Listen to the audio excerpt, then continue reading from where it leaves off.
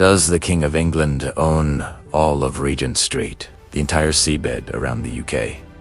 And if so, where does all that money go? This is one of the most misunderstood parts of the British monarchy. And the truth is, way more fascinating than the myths. It's a story that starts with a near-bankrupt king, a revolutionary deal, and ends with billions of pounds flowing into the UK's public finances every single year. Let's rewind to 1760. A young George III has just become king. Now, the monarchy wasn't personally broke, but it was trapped in a financial nightmare. Back then, the king was expected to pay for the entire civil government, judges, diplomats, civil servants, all out of the income from the crown's lands. These were the historic properties that had belonged to the monarch for centuries. The problem was, this income was unpredictable, and, more importantly, it just wasn't enough anymore. The costs of running a modernizing country were skyrocketing. The king kept falling into debt, which meant he had to go crawling to Parliament for bailouts. This made the monarchy politically weak and dependent. It was an unsustainable system, and George III knew it. So, in the first year of his reign, he proposed something radical. He offered to surrender the entire income and control of the crown estate to the public treasury.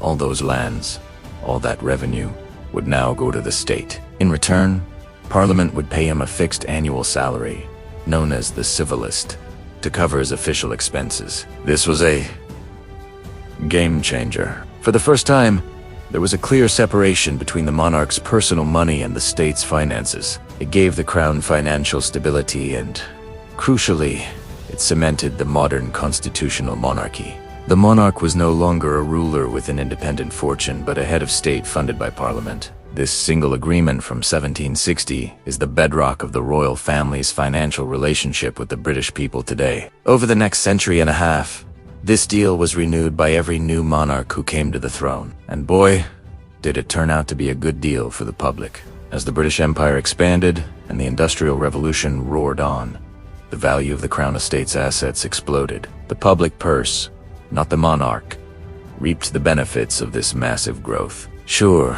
some kings, like the famously extravagant George IV, still managed to rack up huge personal debts. But thanks to the 1760 agreement, their personal spending habits no longer threatened the financial stability of the entire country. Fast forward to the 20th century, the system needed another upgrade. In 1961, the Crown Estate Act was passed. This was a major modernization. It turned the Crown Estate into an independent commercial business, run by a professional board known as the Crown Estate Commissioners. Their job, to manage the portfolio and maximize its profits. And here's the key part. All profits go directly to the treasury. The monarch is still the legal owner in right of the crown, but they have zero operational control and receive none of the profits directly. Think of it like a trust. The monarch is the beneficiary in name only, while the real beneficiary is the British public. The final piece of the modern puzzle fell into place in 2011 with the Sovereign Grant Act. This replaced the old civil list with a new funding mechanism. The Sovereign Grant. It introduced a transparent formula. The monarch receives a percentage of the Crown Estate's profits from 2 years prior to cover the costs of official duties, like staff salaries, state visits, and maintaining the royal palaces. Initially, this was set at 15%. It was temporarily raised to 25% to fund a massive 10-year renovation of Buckingham Palace. Now, it's been reduced to 12%. What does this mean in practice?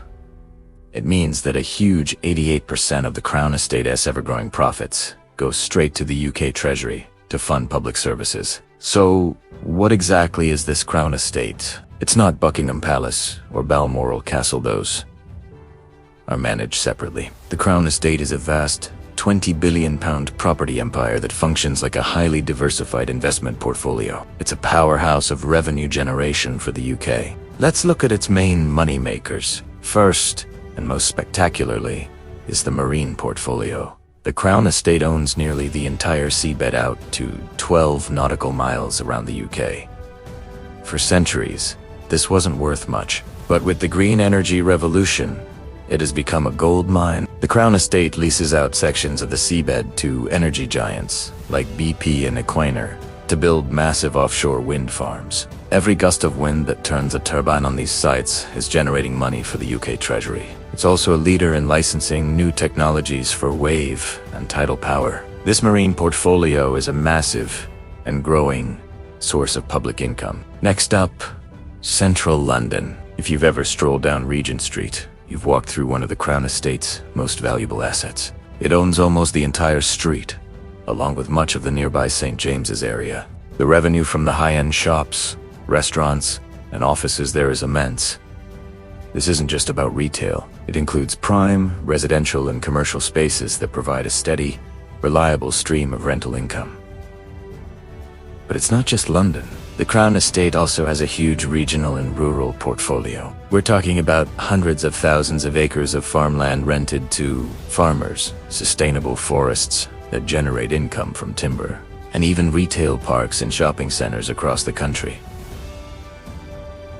Windsor Great Park is another example. While it's famously associated with Windsor Castle, the surrounding estate generates revenue from agriculture, tourism, and events, all of which flows to the Treasury. Finally, the Crown Estate is always looking to the future. It's involved in long-term property development projects, creating new housing and commercial spaces, and it is even investing in new technologies that support things like environmental restoration and sustainable land management. So when King Charles III came to the throne, he stepped into this 260-year-old system. He does not own or control the Crown Estate. His private income comes from separate estates, a duchies of Lancaster and Cornwall, which he manages privately and on which he voluntarily pays income tax.